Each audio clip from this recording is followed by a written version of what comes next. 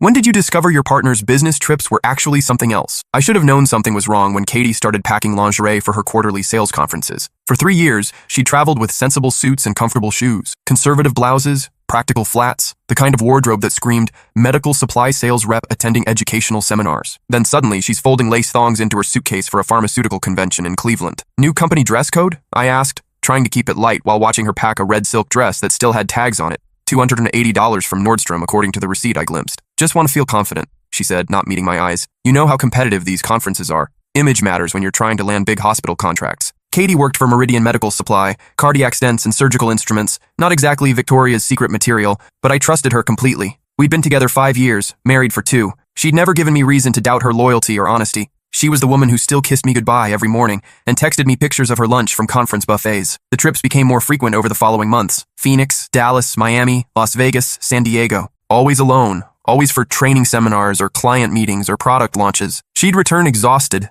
distant, needing a full day to readjust before becoming herself again. Her phone would buzz constantly with work emergencies that required her to step outside for privacy, even during family dinners. I started paying attention to details I'd previously ignored. The phone calls that ended abruptly when I entered rooms. The way she guarded her laptop, angling the screen away from me like it contained state secrets. How she'd shower immediately after coming home, washing away the scent of airports and conference halls, she claimed. The expensive new clothes that appeared in her wardrobe, outfits far too glamorous for medical device presentations, designer perfume bottles I'd never seen before, a sudden interest in fitness and nutrition that seemed focused on looking good rather than feeling healthy. She started going to bed earlier, claiming travel exhaustion, but I'd catch her texting under the covers when she thought I was asleep. When I'd ask about her trips, her stories became increasingly elaborate, but strangely lacking in specific details about the actual medical content. How was the cardiac catheter seminar? I'd ask. Oh, pretty standard stuff. New technologies, patient outcomes, regulatory changes, she'd say vaguely before changing the subject to what I'd done while she was gone. The breaking point came when her company sent a holiday card to our house. I opened it,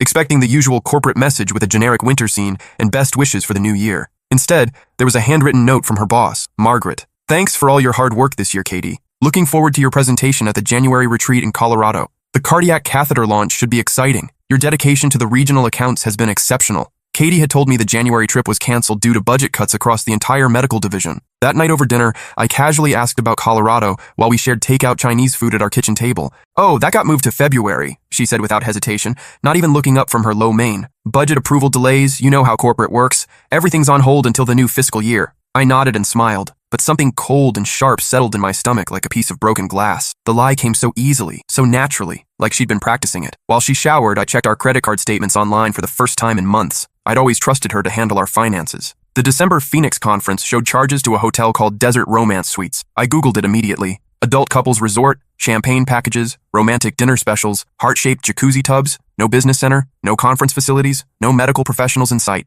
My hands shook as I scrolled through more charges from that trip. Romantic restaurants with wine pairings for 2, couples spa treatments, his and hers massages, a jewelry store purchase for $847, the same day she was supposedly attending presentations on surgical instruments, room service charges that clearly indicated 2 people dining together. I took screenshots of everything, my heart pounding so loud I was sure she could hear it over the shower running in the next room. The next morning, after Katie left for work, I called her company pretending to be a vendor needing to confirm her travel schedule for product deliveries. The receptionist, Linda, was helpful and chatty. Katie? Oh, she's wonderful to work with, so professional and knowledgeable about our products. She only travels twice a year for our regional meetings, though. Very focused on local clients here in the metro area. Her next trip isn't until May for the spring conference in Chicago. The room spun. Every trip, every explanation, every careful detail she'd shared about hotel conference rooms and vendor booths. All lies. I hung up and sat in our kitchen, staring at the coffee mug she'd used that morning. It still had her lipstick print on the rim, the same shade I'd watched her apply before dozens of business trips. For the next week, I turned into someone I didn't recognize. I installed keylogger software on our shared laptop when she wasn't home. I followed her to work twice, confirming she actually went there and wasn't meeting someone else during her supposed work days. I even called hotels in cities she'd visited, pretending to be her assistant needing to modify future reservations. The pattern emerged like a disease spreading through our marriage. Every business trip was a fabrication. She was traveling somewhere, spending our money, but not for work. The hotel charges, restaurant bills, and entertainment expenses painted a picture of romantic getaways, not medical conferences. I needed to know who she was with. Her phone was always locked with a 6-digit passcode, but I'd seen her enter it hundreds of times while sitting next to her on the couch. I started paying attention, memorizing the pattern of her finger movements. 4 taps, 7293, save, our wedding date. That night, after she fell asleep next to me in our bed, the same bed where we'd planned our future together, I carefully lifted her phone from the nightstand. The text thread was labeled Marcus Work. I'd heard her mention Marcus before, a colleague from another department at a partner company, but these weren't work messages about medical devices or client accounts. Can't wait to see you in Atlanta. Wear the red dress, you know which one. Missing you already. 3 weeks feels like forever. This sneaking around is killing me. Tell David you're going to the Miami conference. I've already booked us the penthouse suite at the Fontainebleau. David, that was me. My name in their messages about deceiving me. I scrolled back months, my stomach churning as their affair unfolded in reverse chronological order. The messages told the whole story in devastating detail. They'd been together for over a year. Marcus was married too, with 2 kids and a wife named Jennifer. They'd created this elaborate system of fake conferences and business trips to meet in different cities, coordinating their lies to their respective spouses. My hands trembled as I read their discussions about me. How I was clueless and trusting to a fault. How Katie felt guilty sometimes but couldn't resist the excitement and passion. How they'd almost been caught when Marcus's wife found a hotel receipt, but he'd convinced her it was for a legitimate business trip by showing her a fake conference agenda he'd created. The cruelest part? They were planning to leave their spouses after Katie's promotion came through in 6 months. She was waiting for financial security and a higher salary before filing for divorce. They'd already discussed how to split assets, how to minimize alimony payments, how to present their affair as something that happened after their marriages were already over. I took photos of everything with my own phone, documenting their betrayal in excruciating detail. The next morning, Katie announced another trip over breakfast. Miami again. Big client presentation for the new heart valve technology. Probably 3 days this time. Sounds important, I said, pouring her coffee like nothing had changed, though everything had changed. Which hospital system? Jackson Health, she said without missing a beat. Their cardiac surgery department is expanding. Another lie. I made a mental note to verify that Jackson Health wasn't even in their client database, but everything had changed. I spent that day creating a detailed spreadsheet of her lies, dates, locations, expenses, contradictions between her stories and the evidence. I printed bank statements, hotel confirmations, and screenshots of their text conversations. I organized everything chronologically, building a timeline of deception that would be impossible to deny. Then I hired a private investigator. I need photos, I told him during our meeting at a downtown coffee shop. Definitive proof for divorce proceedings. My wife is having an affair, and they meet during fake business trips. Richard was in his 50s, a former police detective who specialized in infidelity cases. He was expensive, but came highly recommended. How long has this been going on? At least 13 months, maybe longer. Standard package includes surveillance, photography, and a detailed report. We can track their movements, document their activities, provide time-stamped evidence that will hold up in court. He was thorough and professional. Within a week, I had professional photographs of Katie and Marcus checking into the Fontainebleau in Miami, holding hands in the elevator, kissing by the pool, walking together on the beach at sunset. The photos were time-stamped and location verified, showing them together during the exact dates she claimed to be in business meetings. But I wasn't ready to confront her yet. I wanted to understand the full scope of her deception, to map out every lie she told and every expense she'd hidden. I created a fake email account and spent hours researching Marcus's background. I found his LinkedIn profile, his company information, his social media accounts. Then I found his wife. Jennifer Martinez worked as a kindergarten teacher at an elementary school across town. Her Facebook page showed a happy family. Marcus, Jennifer, and their 2 young children at Disney World, at soccer games, at birthday parties. She had no idea her husband was living a double life. I sent her an anonymous message with one photo, her husband kissing my wife by the hotel pool, and my phone number. Call me, we need to talk. She called within an hour, sobbing hysterically. How long? She asked through her tears. At least 13 months that I can prove. Probably longer. Oh God. I knew something was wrong. I knew it. We met at a coffee shop the next day. Jennifer was exactly what I'd expected from her photos. Kind, soft-spoken, the type of person who teaches children because she genuinely cares about their development. She'd suspected something, but convinced herself she was being paranoid, that Marcus's distance and frequent travel were just stress from his promotion at work. He's been so different, she said, stirring her latte absently. Always working late, always traveling to conferences. He bought new clothes, started working out, changed his cologne. When I asked about it, he said he wanted to look professional for client meetings. We compared notes like detectives working a case. The stories Marcus told her matched Katie's lies to me, almost word for word. They'd practiced their deception together, coordinating their alibis and covering for each other's absence. Jennifer showed me Marcus's credit card statements that she'd printed after receiving my message. Expensive dinners for 2 on nights he claimed to be working late at the office. Hotel charges in cities where he said he was attending solo conferences. Purchases at Victoria's Secret and jewelry stores on days he was supposedly in meetings. What do we do? She asked, her voice small and broken. I'd been thinking about that constantly. We document everything. Then we decide how much they deserve to know that we know. For 3 weeks, we gathered evidence like prosecutors building a federal case. Jennifer installed GPS tracking on Marcus's car using an app she found online. I recorded Katie's phone calls using a voice recorder app whenever she stepped outside to take them,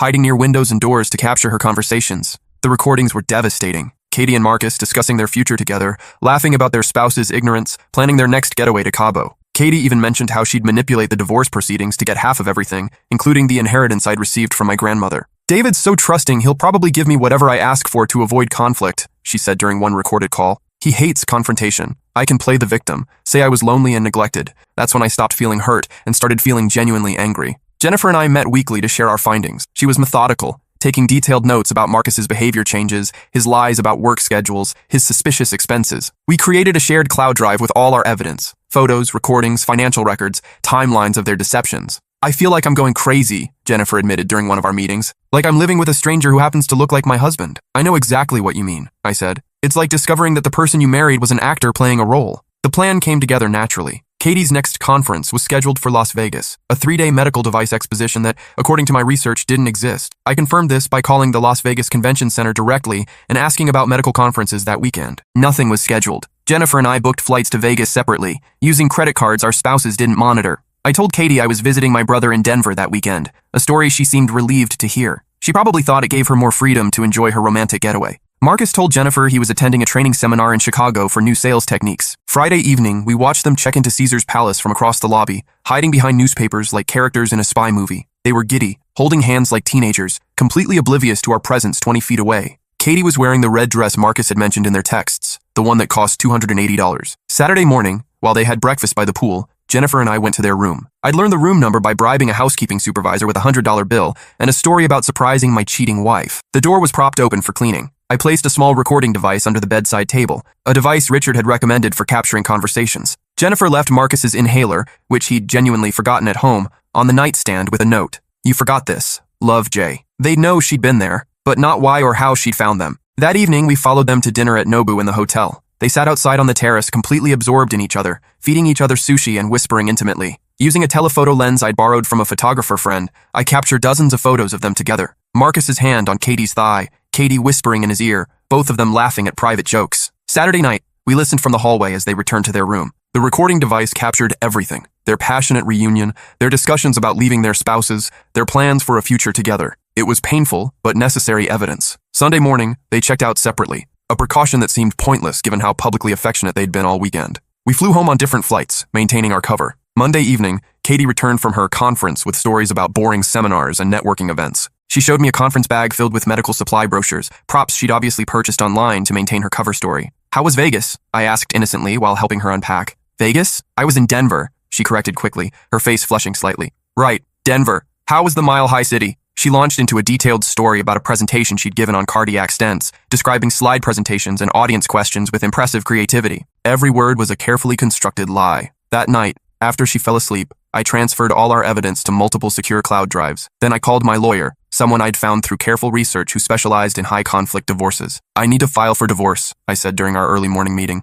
And I need to protect my assets from a spouse who's been planning to manipulate the proceedings. The lawyer, Patricia, reviewed everything. The photos, recordings, financial records, timeline of deception. She whistled low when she saw the scope of our evidence. This is the most comprehensive adultery documentation I've seen in 20 years of practice. She won't be able to claim reconciliation attempts or temporary lapse in judgment. This shows premeditation, ongoing deception, and financial planning around the affair. We filed the papers immediately. In our state, adultery affects asset division and alimony calculations. Katie's affair would cost her significantly, possibly everything. But I wanted one final confrontation before she was served. Wednesday evening, I cooked her favorite dinner, salmon with lemon risotto, the meal I'd made for our first anniversary. I opened a bottle of the wine we'd been saving for a special occasion. I set the table with our wedding china, the dishes we'd registered for and received as gifts from people who believed in our marriage. What's the occasion? She asked, genuinely surprised by the romantic setup. Just felt like celebrating us, I said, pouring wine into glasses that had been wedding gifts from her grandmother. During dinner, I asked about her work, her travel schedule, her goals for the coming year. She answered enthusiastically, spinning more elaborate lies about upcoming conferences and client meetings. She even mentioned the Vegas trip again,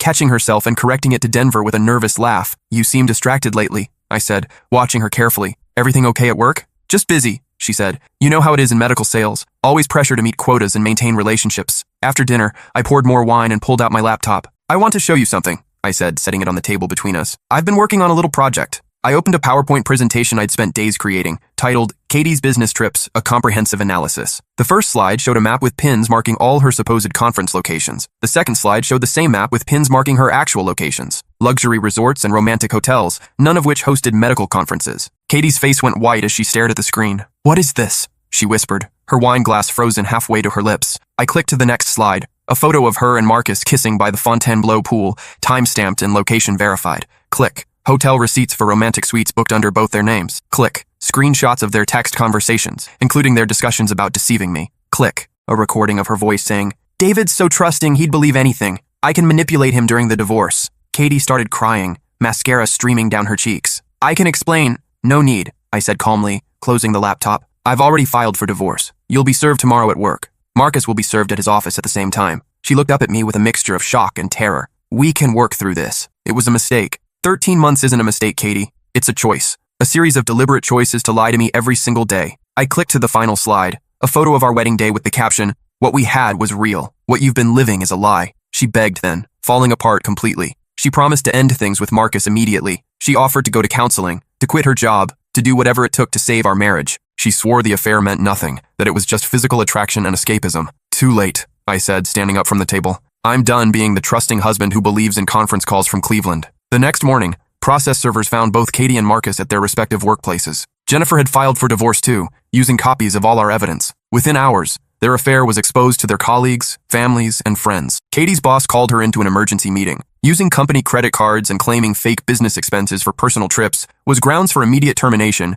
and potential criminal charges. Marcus faced similar consequences at his company. Katie moved out that weekend, staying with her sister while looking for an apartment she could afford on unemployment benefits. Marcus's wife kicked him out immediately. He ended up in a studio apartment across town, paying child support for 2 kids he now saw every other weekend. The divorce proceedings were swift and brutal. With such clear evidence of adultery and financial deception, Katie's lawyer advised her to accept a settlement quickly rather than face a trial that would only expose more of her lies. She kept her car and some personal items. I kept everything else: the house, my inheritance, my retirement accounts, the savings she'd planned to take half of. During the proceedings, more details emerged. Katie and Marcus had been planning their affair for months before it became physical, meeting for innocent lunches and building emotional intimacy. They'd researched divorce laws, consulted with attorneys separately, and even looked at apartments together where they planned to live after leaving their spouses. The final hearing was anticlimactic. Katie sat at the defendant's table looking small and defeated, wearing clothes I'd never seen before, probably borrowed from her sister since she couldn't afford new ones. When the judge asked if she had anything to say before dissolving our marriage, she shook her head silently.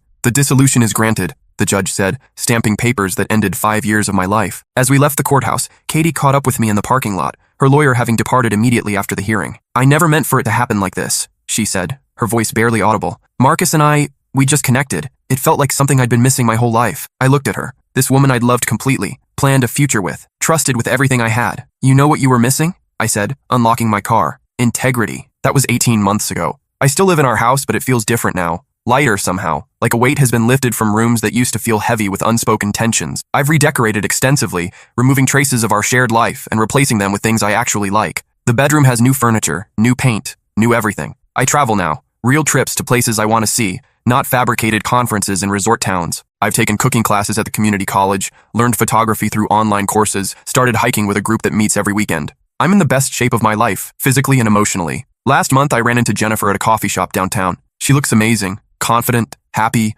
glowing in a way I never saw during our conspiracy meetings. She's dating someone new, a fellow teacher named Michael who makes her laugh and treats her children like they're precious. We compared notes on our ex-spouses briefly. Marcus lost his job after the affair became public knowledge and had to take a position with a much smaller company at half his previous salary. He's struggling to pay child support and rent. Katie moved to Phoenix for a fresh start, working at a call center and living in a 1-bedroom apartment. "Do you regret how we handled it?" Jennifer asked, stirring honey into her tea. I thought about it carefully. No. They had months to come clean. We gave them every opportunity to tell the truth, to end the deception, to show some respect for their marriages. "Sometimes I feel bad about the photos and the recording," she admitted, "like we invaded their privacy." "Don't," I said firmly. "They chose to conduct their affair in public hotels, to lie to our faces every day, to plan our financial destruction. We just documented what they were already doing." "Michael says I'm too trusting now," she said with a small laugh. "He has to show me his phone and tell me exactly where he's going." "That's not trust issues," I said. "That's wisdom." As I walked home from the coffee shop, I thought about trust. How easily it breaks, how hard it is to rebuild, how different it looks when you've seen behind the curtain of elaborate deception. Katie's betrayal taught me that love without honesty is just an elaborate performance, and I'd been the unwitting audience for over a year. I'm dating again now. Her name is Rachel, and she's a nurse at the local hospital where I volunteer on weekends. She knows my entire story, understands my scars, and respects my need for transparency. When she tells me she's working late or visiting friends, I believe her. But I also verify quietly and without drama. Some might call that paranoid. I call it informed. Because once you've seen how easily someone can construct an alternate reality around business trips to Cleveland, how naturally lies can flow about cardiac catheter conferences, how completely a person can compartmentalize their deception, you never quite view trust the same way again. But that's okay. My new life, built on truth instead of convenient fiction, on genuine connection rather than elaborate performance, is worth more than the comfortable delusion I lived in before. Rachel and I talk about everything. She shows me her work schedule, introduces me to her colleagues, includes me in her social activities. There are no mysterious phone calls, no secretive laptop sessions, no expensive clothes with no explanation. When she travels for nursing conferences, real ones that I can verify exist, she sends me photos of the actual seminars, forwards me her flight information, calls me from her hotel room. Not because I demand it, but because she understands that transparency is how trust rebuilds. The house that once felt like a stage set for Katie's performance now feels like a home again. I've hosted dinner parties, game nights, holiday gatherings. Friends comment on how much happier I seem, how much more present and engaged I am. Sometimes late at night, I think about parallel universes. In one, Katie never met Marcus. In another, she confessed early and we worked through it. In a third, I never found that holiday card from her boss. But in this universe, the one where I documented everything and refused to be gaslit about conference calls from romantic resorts, I'm free. Free from wondering where she really is. Free from analyzing every story for inconsistencies. Free from living with someone who could look me in the eye and lie about cardiac stent presentations while planning to take half my inheritance. The betrayal hurt. The lies stung. The discovery process was exhausting. But the truth set me free. And that's worth more than all the fake business trips to paradise that my former wife could ever take.